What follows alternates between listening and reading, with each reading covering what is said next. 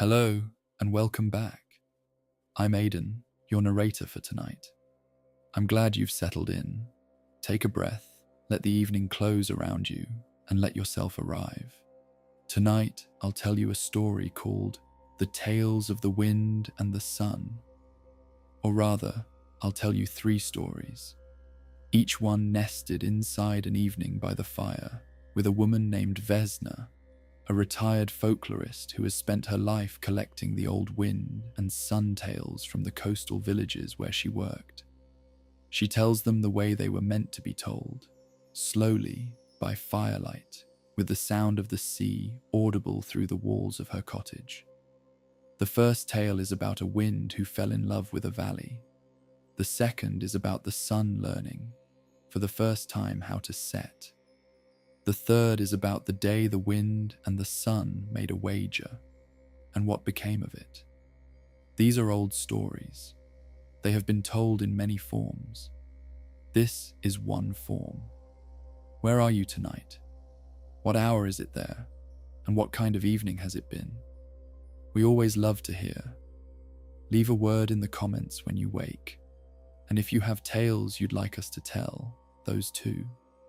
If you'd like to be part of something a little closer, our Patreon is a warm and quiet place where early stories wait for those who want to go deeper. And if Terra Nash has become part of your evenings, a subscription costs nothing and means a great deal. Now settle yourself. Let the weight of your body soften into whatever holds you. Take one slow breath in, and as you breathe out, let the edges of the day grow soft and indistinct. There is no particular place you need to be. The evening is yours. When you're ready, let's go together to the cottage at the cliff's edge, where the fire is lit, the tea is made, and Vesna is already reaching for the first story. The Tales of the Wind and the Sun. Narration. The cottage sat at the edge of a low cliff above a grey-green sea, and in winter the wind came off the water without obstruction and made itself known to every gap in the walls and every loose edge of the roof thatch and every pane of the small windows. Vesna had lived here for 11 years and had made her peace with the wind's winter habits. She had stuffed the gaps with wool and caulked the window edges and weighted the roof with additional stone. And the wind continued to find new angles, and she continued to make her accommodations. And they had settled into something that was, if not friendship exactly, then a working relationship built on mutual acknowledgement. The wind would do what wind did. She would do what she could in response. Neither of them would pretend the other wasn't there. She was 68 years old, and had spent 40 of those years as a folklorist, traveling, collecting, cataloguing, translating, annotating. She had worked in coastal villages in 6 countries, had interviewed fishermen and lighthouse keepers and cliffside farmers and the grandchildren of all of these, had recorded stories in languages she spoke imperfectly, and then spent months making the translations as faithful as she could. The last decade of her formal career had been spent specifically on wind and sun mythology, the stories that coastal communities had told for centuries about the 2 forces they were most dependent on and most subject to. She had filled 11 notebooks with variants, had published 3 academic books and 1 small collection for general readers, had given lectures in 7 languages, had been cited in papers she had never read and disagreed with by scholars she had never met. She knew more versions of the wind and sun tale cycle than perhaps any living person. Vesna was done now with the knowing in that way, the academic way, the cataloguing way. What she was doing now, sitting by her fire on winter evenings with the sea audible through the walls, was something different. She was not cataloguing. She was simply keeping company with the stories. The fire gave off a light that moved. Firelight was the original storytelling light. She had thought this for decades and had been careful not to say it too often, because obvious truths wore out with overuse. But it remained true. There was something in the movement of firelight, its constant small adjustments of shadow and warmth, that held stories differently from any other light. Fixed light was a different medium. It showed things as they were. Firelight showed things as they might be, as they had been, as they were in the versions of themselves that existed at the edge of certainty. Stories needed that kind of light. They needed to be able to move. She wrapped her hands around her mug. Outside, the wind was doing its patient winter work. The sea below the cliff was doing what it always did, arriving, dispersing, arriving again. She could hear both through the walls. She had stopped thinking of these sounds as background noise some years ago. They were more like the sound of the world breathing, and she had adjusted her own breathing to match them. And now she could not always tell where the sound ended, and her own interior quiet began. She reached for the first story. This is the first tale, as Vesna told it that evening, to the fire and the sea and the dark. There was a wind who had no fixed territory. This was unusual among the old winds, who tended to claim their regions and keep them with a tenacity that bordered on the territorial in the most literal sense. The north wind had its mountains and the long grey straits and the particular quality of cold that it manufactured in the high latitudes and drove southward with great satisfaction. The east wind had its plains, flat, dry, dusty plains, that it crossed at speed and that suited its temperament, which was direct and relentless. The ocean wind had its particular latitudes and its particular relationship with the water, and would defend these against incursion with a ferocity that had, in the old stories, resulted in storms of remarkable duration. But this wind, the wind of this story, had always moved, had never claimed anything, had passed through every landscape and stayed in none, and had come, over many years of this, to understand its own motion as its nature. It was the quality of air that something moved through, not the something itself. It was the between. It had grown comfortable with this. One autumn, the specific autumn, is not given in any version of the story, which is correct, because the story is not about a particular time, but about a particular pattern. This wind came through a valley it had not visited before. The valley was long and narrow, running between two steep ridges of pale limestone, and it had all the marks of a place that had been shaped by long wind exposure. The trees along the ridgetops were bent permanently eastward, their trunks straight for the first few feet, and then curving in the direction of the prevailing flow, as though reaching for something just out of reach.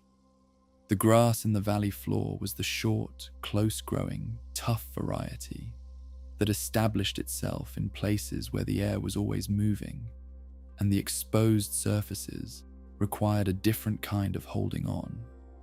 The streams ran clear because the surface agitation from the wind kept the silt suspended and moving rather than settling. The wind passed through as it always passed through everywhere, at speed, without looking down, with the particular indifference of something that had been everywhere and expected nowhere to be different. But it came back the next day.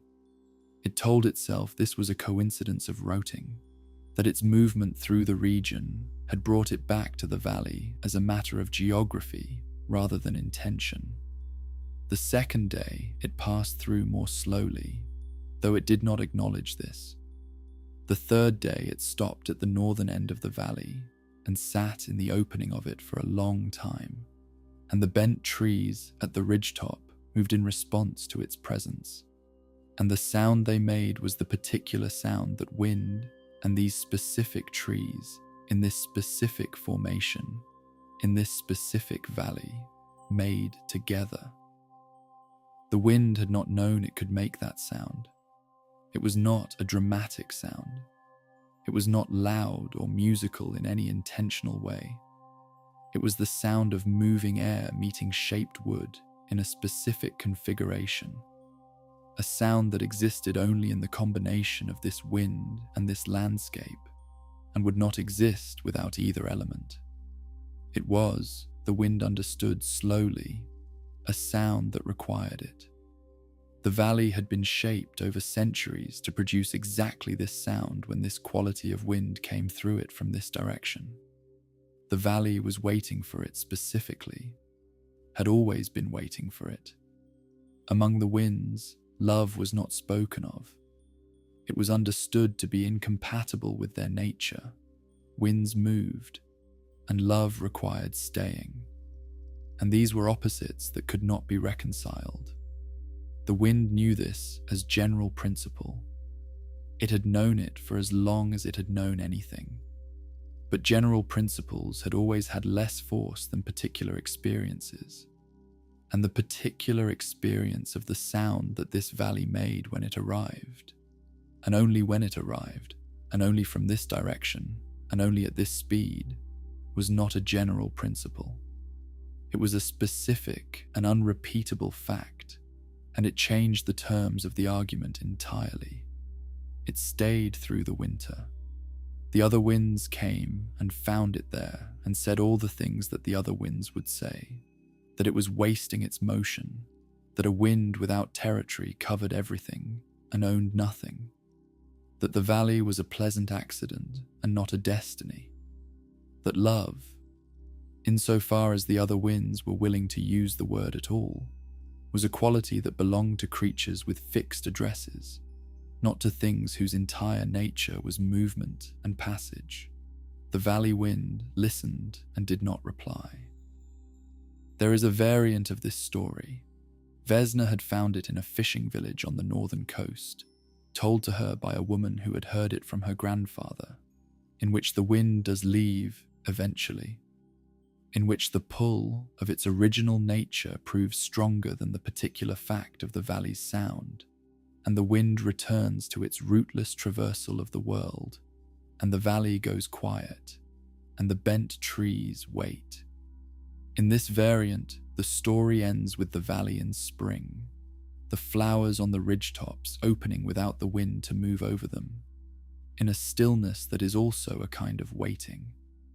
But the version Vesna preferred, the version she had encountered most often, and which she chose to tell by the fire, ended differently. In spring, the valley flowers came out along the ridgetops, the small, tough, various flowers of exposed high ground, the ones that required poor soil and cold, and the constant movement of resident wind. They had always come, every spring, in the modest numbers that such conditions supported. But that spring, the spring after the wind's first winter in the valley, they were more abundant than they had ever been. The valley wind burned over them slowly, at a speed it had learned was the right speed for the ridgetop in spring, and thought, I did not make this. But I was here when it happened, and my being here was part of why it could happen. My presence was part of the condition. This was, the old wind understood, as close to belonging as motion was likely to come. It stayed for another winter, and another spring, and the valley continued to be shaped by its presence in the way that places are shaped by long and regular attention, not dramatically, not visibly from year to year, but in the cumulative way that only becomes apparent across decades.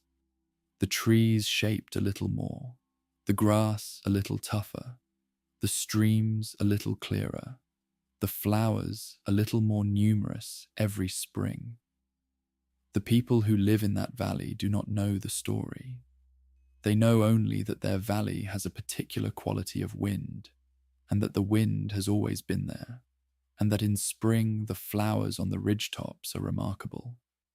They walk through the remarkable flowers and feel something they do not have a name for, something between gladness and recognition, the feeling of being in a place that has been loved for a long time by something that is still present.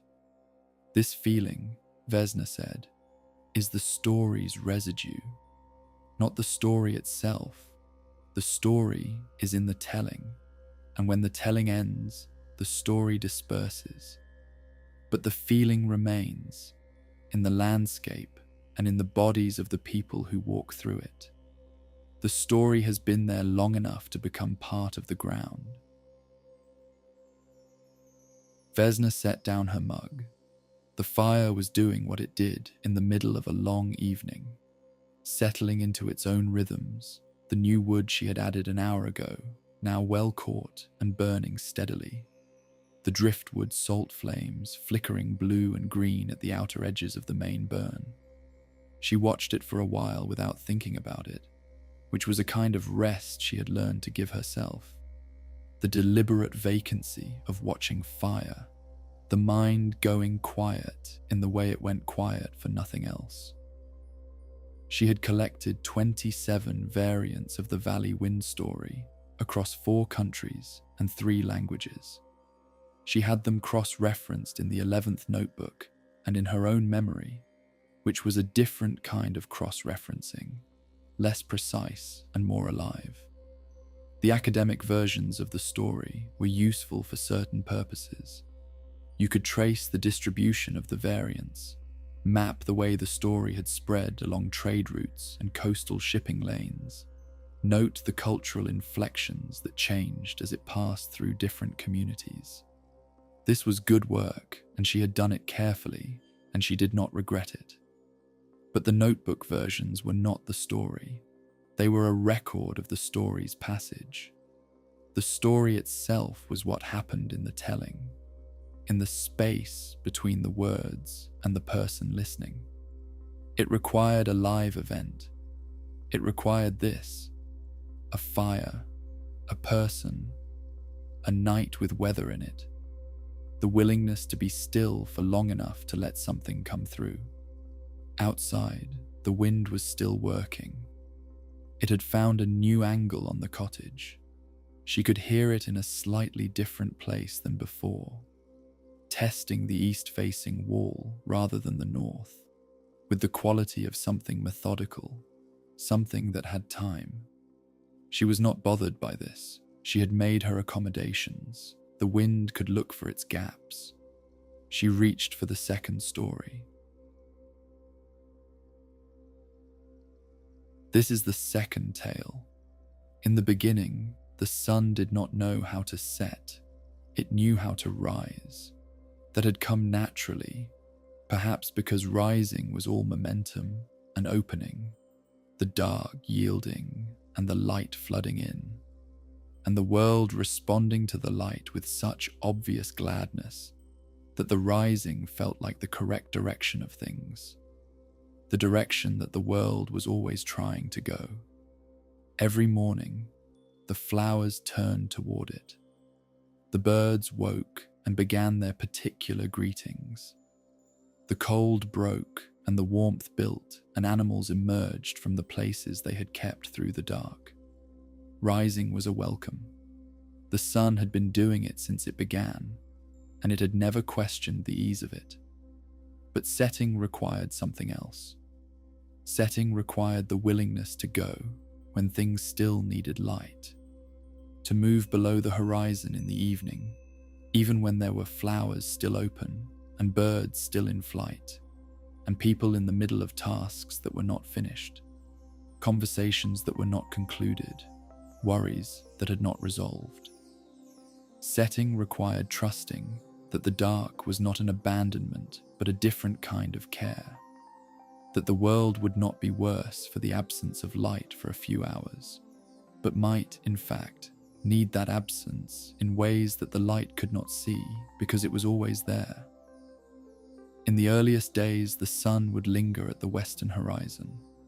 The old stories describe this period as the age of very long evenings.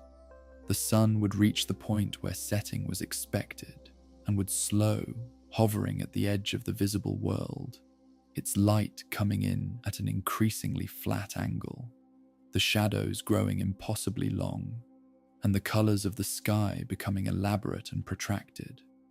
The people of that time had beautiful evenings, the amber and rose and pale gold of a sun that couldn't quite commit to leaving. But they were exhausted because the light never fully went and the true dark never arrived. And bodies that needed darkness to rest properly didn't get it. They were kind about it, most of the versions agreed. The people understood that the sun was not being selfish exactly, but was struggling with something it had not yet learned. They waited. They watched the long, amber evenings and were grateful for the beauty, even as they longed for the dark to follow. It was the moon who finally came to the horizon to speak with the sun. In most versions of the story, the moon approached with patience rather than complaint. This is consistently reported, and Vesna had always thought it rang true to the moon's particular quality, which was steady and long and did not rush. The moon said, "I cannot do my work while you remain at the horizon. My light is made for a different quality of dark than the half-dark you leave behind when you linger. When you do not set fully, the night cannot become itself, and I cannot become myself within it, and the world does not receive the rest it requires." The sun listened.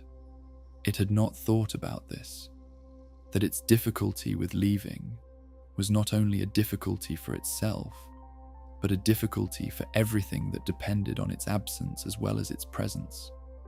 The night needed the sun's absence in order to be the night. The moon needed the sun's absence in order to be fully the moon. The people and the animals and the plants that required darkness needed the sun to trust them with it. The moon said, "Setting is not a loss. What you leave behind when you go is not abandoned. It is given into different care. The dark will tend what the light cannot tend, and you will return. The returning is already in your nature. You do not need to hold on in order to remain present. Your presence is not only in being here. Your presence is also in the quality of what you leave behind and the fact of your return." The sun considered this for a long time, long enough that the evening colors had passed through their full range of amber and rose and reached the pale silver gray that preceded full dark. Stars were beginning to appear in the east, tentative, still uncertain of their welcome. Then the sun set. It was the first full setting, the first time it had gone below the horizon with intention rather than dragging. The light withdrew in its proper sequence, the gold becoming amber, the amber becoming rose, the rose becoming the pale dove grey of the threshold, and then the grey deepening into the blue-black of real night. The stars appeared fully. The moon rose, and its light, meeting no competition, was exactly what it was, cool and complete and carrying its own kind of clarity, a different language for the same landscape that the sun had lit all day. The world breathed out. There are versions of this story that add a coda, that the sun wept as it set, and that this is why the western sky is so often coloured in warm reds and oranges, that the colours are the residue of the sun's learning, its reluctance metabolized into beauty over countless repetitions. Vesna didn't particularly believe this explanation, but she had always loved it. The idea that the beauty of a sunset was not decorative, but functional, that it was the daily practice of letting go made visible. The lesson the sun was still learning, rendered in light. Since then, the sun sets every evening, and the setting is a practice of the thing the moon taught it. Some evenings the setting is quick and clean. The the sun going below the horizon with the ease of long familiarity. Some evenings, when the air is clear and the clouds are arranged just so, when the atmosphere is doing something unusual with the light, the setting is elaborate and slow, and the whole sky becomes a record of the transition in all its colors. Those are the evenings, Vesna said, when the sun is still working on the full range of what a setting could be, still finding out how many ways there were to leave well. The fire had burned down a little, and she added a piece of driftwood from the basket beside the hearth. The flames responded immediately, the new wood catching, and the blue-green of the salt burn appearing at the edges. Always that particular blue-green from the seawood. She had noticed it for 11 years, and it still gave her a specific small satisfaction. The reliability of it, the chemical faithfulness of salt to color. Outside, the wind had settled into a lower register. The high note it had been holding earlier, the thin, carrying sound of wind through a small gap somewhere in the roof structure, had dropped into the broader, sustained tone of a wind that had found its pace and was maintaining it. She could hear the sea below the cliff, the long intake of the swell gathering, the brief suspension, the exhale of it breaking on the rocks. Intake, suspension, exhale. She matched her own breathing to it without intending to. She thought about the second story, the sun at the horizon, hovering in its long amber reluctance. She had collected 14 versions, and they agreed on the core of it with unusual consistency, which in her experience meant the story was answering something that people in very different places had needed answered. The question of how to leave well was not a small question. She had known people who could not do it, who held on past the time, who hovered at horizons of various kinds, using up the evening light. She had been such a person herself, more than once, in more than one context. The moon's words in the story had always seemed to her the most useful advice she had ever not taken on time. Setting is not a loss. What you give over to the dark will be tended, and you will return. The third story was the one she told last, always.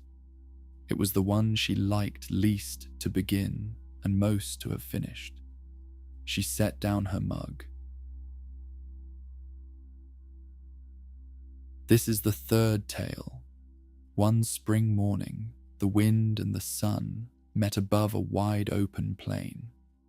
This was in the old days, when such meetings were possible, before the world had filled in enough to make the movements of large forces visible to too many people. The plain was empty in the way that plains in the old stories tended to be empty, vast, flat, pale with early grass, under a sky that went in every direction without interruption. A place where you could see a long way and where nothing that happened would be private. The wind had been in one of its restless seasons, moving fast and far without particular destination, covering ground in the way that some winds did when they had not found anything to engage with. It was not unhappy exactly. It was undirected. It had been across the northern mountains and through 3 separate river valleys and down the coast and across the plain several times already that week, and none of it had caught it in the way the valley had caught it. This was after the story of the valley wind, though the story of the wager does not say so explicitly, and Vesna believed the connection was intentional, and it was moving for the sake of moving, which was a different thing. The sun had been doing its ordinary work, rising, moving, setting, rising again. The reliable circuit. It had long since learned how to set. That story was over. That lesson was internalized. and it moved through its daily arc with the ease of something that had found its pace and maintained it. It was content in its work. It noticed the wind moving below it and recognized the quality of the movement, fast, purposeful seeming, but actually aimless, covering ground without arriving anywhere. It had seen this before. The wind came up to the height where the sun was moving and said, "There is a man on the plain below. He has been walking for 3 days, and he carries everything he owns on his back, and he has not stopped to rest. I have tried to slow him down. I have blown at him from the north for an afternoon, and he only pulled his coat tighter and walked faster." The sun said, "Why do you want to slow him down?" The wind said, "I want him to stop. I want him to sit down on the ground and put his pack down and rest. I cannot make him do it. You try." The sun said, "What is the wager?" In the old stories, the powers did not do things for nothing. They moved through the world in response to their own natures, and occasionally in response to each other. But favors between powers were not given freely. They were always structured as exchanges, as tests, as wagers with territories or conditions as stakes. The sun understood this, and the wind understood this, and the plain below was unclaimed by either, which made it a reasonable prize. The wind said, "Whichever of us makes him rest, makes him sit down and be still, wins the plain." The sun agreed. The wind went first. This was its instinct, to lead with force, with its most persuasive argument, which was the argument of cold and pressure, and the physical difficulty of continuing into a strong wind. It blew from the north, a sustained, purposeful cold wind, the kind that came with the quality of intention. Not a weather wind, but a directed one, aimed at the man below, with the specific goal of making forward movement unpleasant enough to stop. The man on the plain felt the cold arrive and did what the wind had not predicted. He moved faster. His pace increased. He turned his face down and hunched his shoulders, and the wind found every gap in his clothing, and he was clearly cold and clearly uncomfortable, and he walked faster anyway, as though the cold was something to outrun. The wind increased. The man's hat blew off, and he ran after it and caught it before it could be carried too far, and he tied it on. Actually tied it, using the cord that he apparently always carried for this purpose, as though he had lost hats to wind before and had prepared for it, and kept going. The wind pushed harder. The man leaned into it at an angle that was almost horizontal, his coat flattened against his front, his progress slowing but not stopping. Each step an act of deliberate continuation against resistance. He was breathing hard. The wind could see this from above, but he was still walking. The wind stopped, finally, because it had reached the limit of what force could do here, and it was tired in the way that expended force was tired. Not the rest tiredness of a body, but the spent quality of an effort that had not achieved its purpose and had nothing left to add. The sun began to shine. It did nothing unusual. It simply did what it always did, applied warmth evenly, in the way that the sun applied warmth across the plain in the spring morning. The cold the wind had left dispersed. The air temperature rose. The ground, which had been chilled by the wind's passage, began to warm from above, and the warmth in it from the previous day began to rise again from below. The man on the plain felt the cold leaving. He felt the warmth returning. He slowed his pace without noticing that he was slowing it. After a while, not immediately, because the sun was not in a hurry and the man needed time to absorb what was available to him, the man stopped. He did not stop because stopping was imposed upon him. He stopped because the conditions for stopping had been created, and he was, underneath the 3 days of walking, a person who needed to rest, and the warmth and the stillness and the absence of the cold that had been pursuing him had made the need for rest available to him in a way it had not been while the cold was present. He took off his coat, the coat he had been clutching and defending all through the wind's assault, and folded it and sat down on it on the warm ground. He opened his pack. He took out food and water. He lifted his face to the warmth and closed his eyes. He stayed still for a long time. The wind said, "You did not make him rest. You only made it possible for him to do what he already wanted to do. That is not the same thing." The sun considered this. Then it said, "Yes, I made it possible for him to do what he already wanted to do. I removed the conditions that were preventing him from doing it. I did not make him rest. I gave him back the conditions in which resting was available to him, and he chose it." The wind was quiet for a while.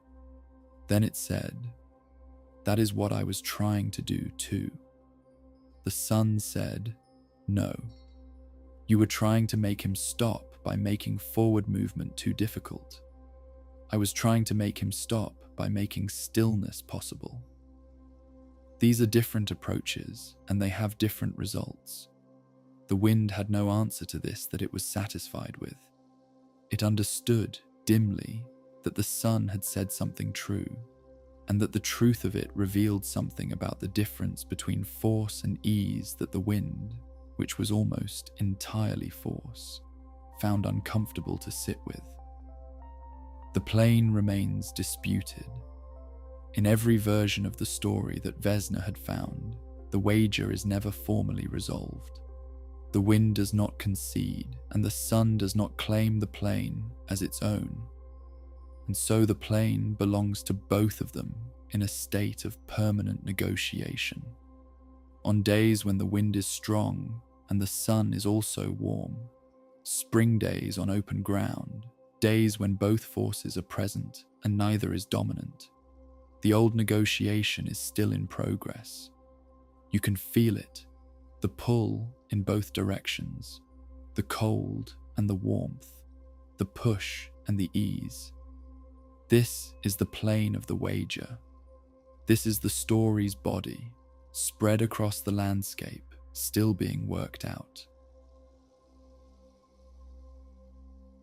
Vesna sat with the end of the third story the way she always sat with the end of stories, in the specific silence that a told story left behind. This silence was not empty. It had a texture and a temperature, a quality of the air just after something had passed through it. She had spent her career learning to stay in it rather than rushing to fill it. The fire was low. She could add more wood. There was enough in the basket, but she let it settle instead. The cottage was warm enough. The dark outside was full and proper. The moon up and doing its uncontested work. The sea continuing its patient repetition below the cliff. She thought about the 3 stories and what they shared. Each one was about a force encountering a limit and not being diminished by it. The wind found that its motion could include staying and was not made less a wind by this. The sun found that its presence included absence, that its light was not diminished by its setting, but expressed differently through it. The wind found, in the wager, that force and ease were not the same kind of persuasion, and that the difference between them mattered in ways it had not previously considered. These were the things the old stories knew, not morals exactly. Morals were something you could state without the story, and these things could not be stated without the story, or rather, they could be stated, but they would lose something in the stating, the thing that made them land. The story landed differently from the principal. It went in through a different door and settled in a different room and stayed there in a way that the principal, stated plainly, did not always stay. She stood and stretched and went to the window. The sea was dark and the moon was above the horizon, its light falling on the water in the way that moonlight fell on water, broken and reforming constantly. A million small reflections, each one briefly complete before the motion of the surface dissolved it and another formed in its place. She watched it for a while. The wind owed against the glass. She could feel it through the pane, a slight pressure, a reminder that the outside was still the outside. Then she went to bed, and in the valley that the valley wind had not left, the bent trees moved in the dark as they always moved, and the spring flowers slept under the early spring soil, waiting for the warmth that would come, as it always came, from above. And somewhere over an open plain, the old wager continued its patient, unresolved negotiation between warmth and cold, ease and force, the pull of both directions. And the sun, somewhere below the horizon, was moving through the part of its circuit that the dark required, not absent, not lost, but present in the different way that the moon had described, present in its return, which was already in its nature, which was always coming. The fire went out. The cottage was quiet except for the wind, which had been there before the cottage and would be there after, and which continued, as it always continued, its patient and inexhaustible investigation of the world it moved through. That was enough. It had always been enough.